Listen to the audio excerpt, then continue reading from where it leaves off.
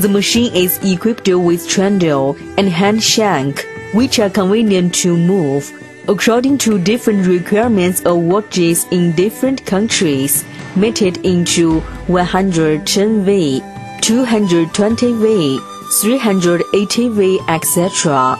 Open power switch, and check whether the machine operates normally or not, whether there is noise or not. If everything is normal, start to operate it. During feed, check the diameter of various electrical cables and width of manshaft groove. Put electrical cable into related feed opening.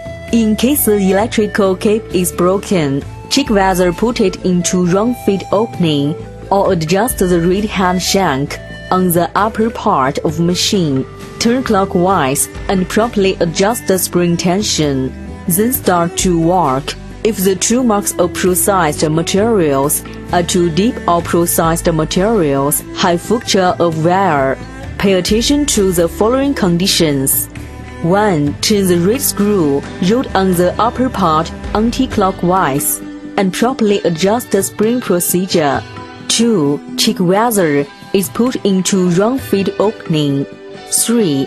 The blade of new machine is too sharp.